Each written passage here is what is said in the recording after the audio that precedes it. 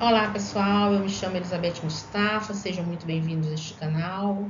Neste canal nós estudamos História, Filosofia e Espiritualidade e aqui estamos fazendo esse mergulho no castelo interior de Santa Teresa d'Ávila, agora já nas Sextas Moradas.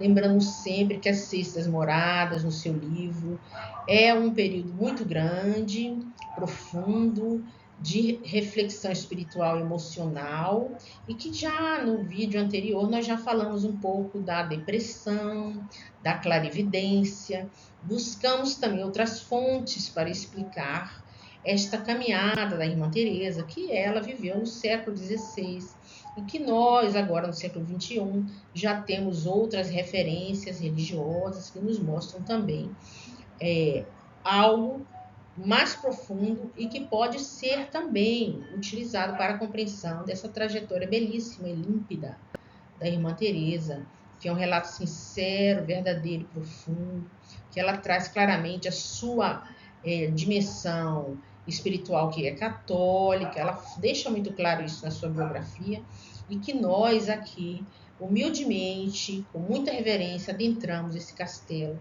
da religião católica, trazendo nossas referências, nosso olhar espírita também, que também eu estudo muito sobre o espiritismo de Allan Kardec, os livros de Chico Xavier, e trago também essa reflexão, com muito carinho, com muito respeito. E nós vamos aqui pedir a Jesus que nos acompanhe, que nos dê sua luz, para que essa trajetória seja boa, seja proveitosa para todos nós, nesse momento em que estamos juntos estudando. Muito obrigada por estar comigo e sejam muito bem-vindos. Quando a Irmã Teresa inicia o seu segundo capítulo das Sextas Moradas, ela se refere às suas educandas como pombinhas queridas. E ela faz uma referência, dizendo para as suas pombinhas, as suas irmãs, que ela educa no Carmelo, já que ela é fundadora das Carmelitas Descalças, grande educadora e psicóloga, que o sofrimento impulsiona o voo espiritual, mostrando para elas que muitas vezes a dor é que vai levá-las à reflexão profunda e à aproximação maior com Deus. Essa aproximação que a cada vez vai chegando mais perto da sala do trono, das sétimas moradas, que é o momento em que ela vai encontrar o rei. Este rei, metaforicamente falando, mora nas sétimas moradas e ela já está nas sextas moradas. Essas moradas são longas, essas moradas ela vai detalhar profundamente os seus sentimentos, que vai nos auxiliar também na nossa trajetória pessoal, trajetória de cada um de nós que estamos também fazendo este caminhar, esta caminhada espiritual a caminho da luz, que ela vai buscar na metáfora da sala do trono, o encontro com Deus, e que todos nós também estamos fazendo esta jornada, ainda que inconscientes, muitas vezes nem sequer adentramos o castelo, muitas vezes estamos nas primeiras moradas, mas ela vai nos ajudando a refletir o nosso lado também emocional, como ela falou no último vídeo sobre a depressão. Ela vai nos esclarecendo sobre os momentos de luz, os flashes espirituais que ela vai tendo e que pode também nos auxiliar a compreender os nossos sentimentos mais profundos e a nossa trajetória espiritual, no que ela fala para as suas educandas. Depois das transformações causadas pelos sofrimentos internos e externos, a dor impulsiona o voo. E ela vai nos falando do sentimento que ela tem quando percebe o chamado de Deus, que nessas sextas moradas já existe esse sentimento que percebe o chamado de Deus e que vem como um cometa ou um trovão na alma, que ela descreve aqui na página 139. Aspas para a Irmã Teresa.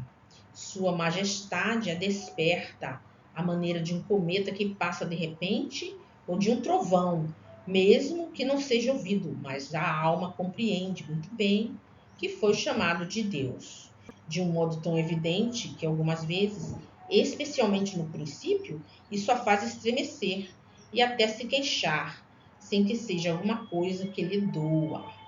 Então ela vai mostrando que nas sextas moradas existe esse chamado profundo, estrondoso, que vai no fundo da alma. E mesmo que ela não esteja ouvindo com os ouvidos, ela sente esse estremecer na alma, esse chamado profundo.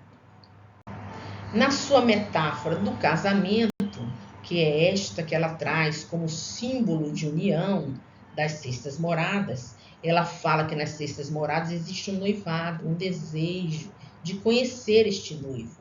E aí, este trovão, este chamado deixa uma ferida na sua alma, mas é uma ferida saborosa. Deixa um desejo intenso pelo noivado que se sente aproximar. E aqui na página 140, ela dá esse recado de uma forma belíssima. Aspas para a irmã Teresa. Porque compreende que ele esteja presente, mas não queira manifestar-se de forma a permitir que se deleite. É uma dor aguda, ainda que saborosa e doce. E embora preferisse a alma, não consegue deixar de senti-la, mas isso ela não deseja jamais. Isso a satisfaz muito mais do que o embevecimento saboroso, destituído de dor, sentindo na oração da quietude. Então ela percebe aqui que existe um amor profundo que causa dor.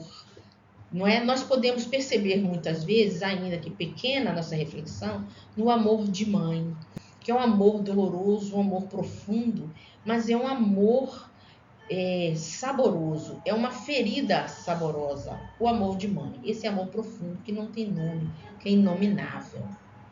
E ela disse que é um chamado que vem da sétima morada.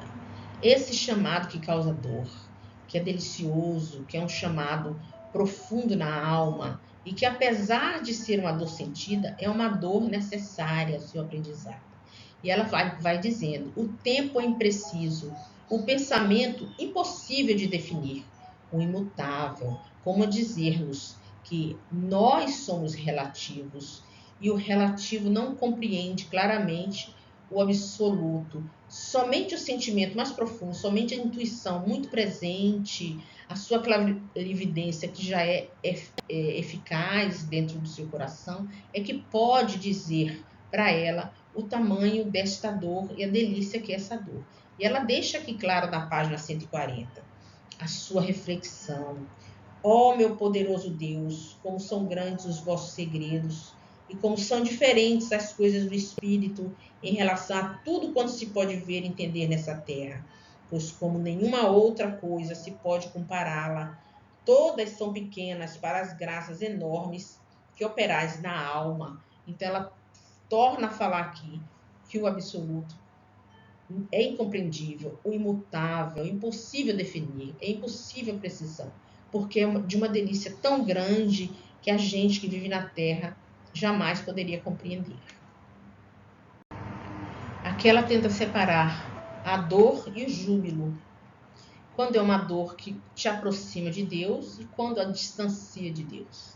Para que a gente possa também compreender esses parâmetros, são muito importantes. Ela começa a refletir de novo se aquela dor e aquele sentimento vem de Deus ou do demônio. Muito típico das pessoas que vivem no século XVI, principalmente porque a Inquisição é muito forte nesse momento. E as dúvidas em relação ao demônio, em relação a Deus, é muito profunda para as pessoas dessa época. E ela começa a diferenciar.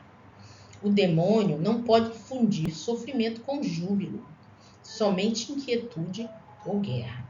Então, essa dor que ela sente traz júbilo, traz felicidade, traz coisas boas na alma. E o demônio, quando infunde o sofrimento, ele só traz inquietude ou guerra.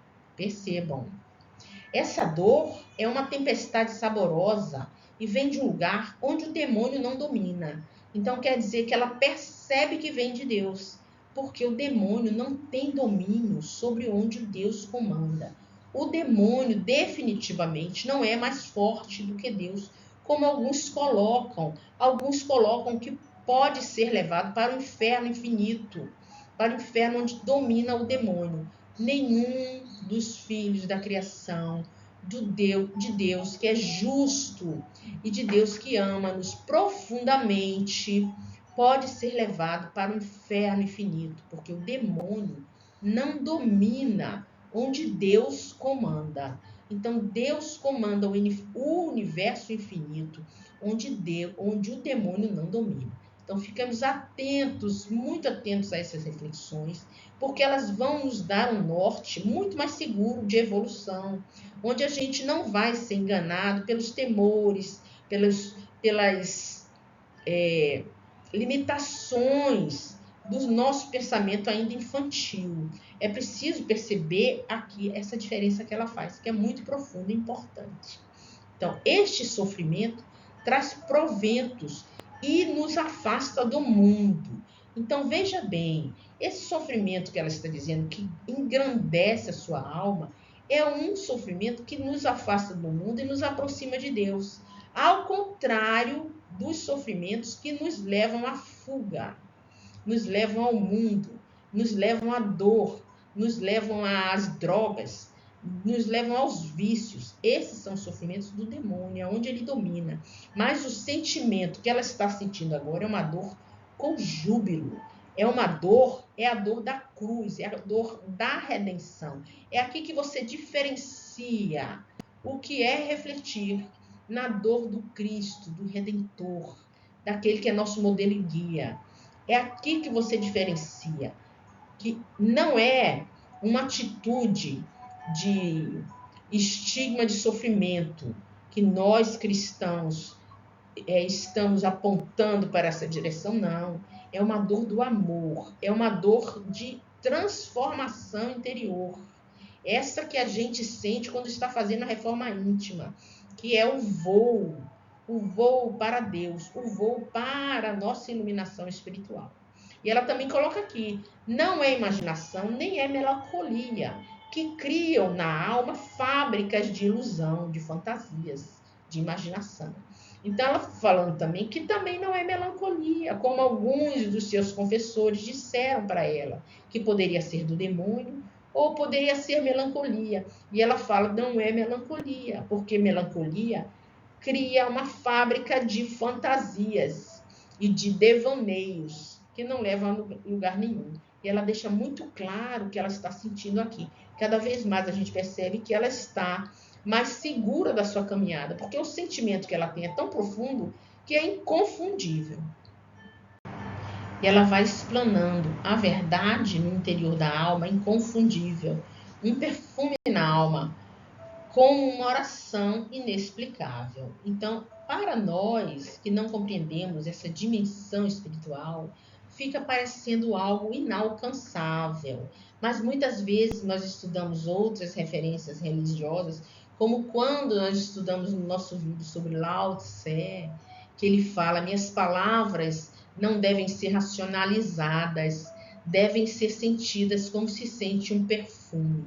E aí ele faz também essa referência do perfume na alma, que é o despertar da espiritualidade. Lá no meu vídeo sobre a China milenária, se você quiser lá assistir também, Confúcio, Lao Tse, muito importante para a trajetória da humanidade. E ela traz aqui, na sua página 141, um trecho tão lindo sobre essa questão. Aspas para a irmã Teresa. Nosso Senhor também costuma ter outras maneiras de despertar a alma, que não é aquela dor com júbilo, né? A qualquer hora, estando rezando em voz alta, descuidada do seu interior, parece que lhe vem um abrasamento deleitoso, como se de repente surgisse um perfume tão intenso que se comunicasse através de todos os sentidos.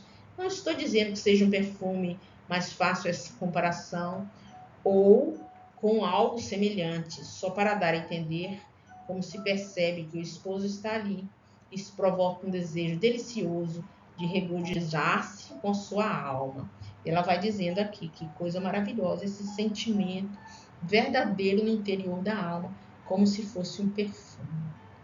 E ela vai concluindo seu segundo capítulo das Sextas Moradas, nos falando que esse perfume inspira gratidão em boas obras, caridade, fraternidade, amor a Deus e ao próximo.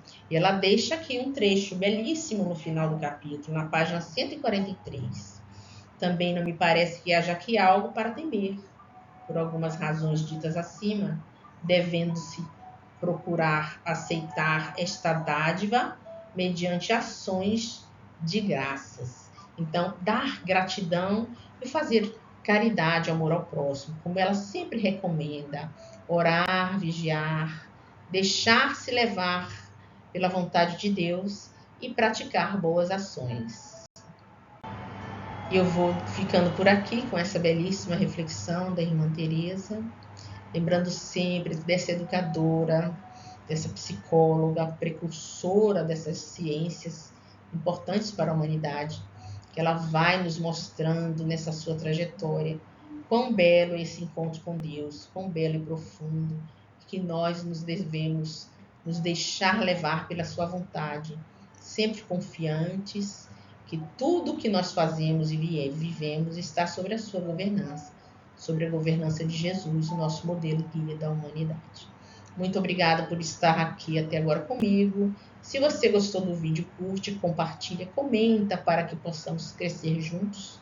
E não se esqueça, inscreva-se no canal. Muito obrigada.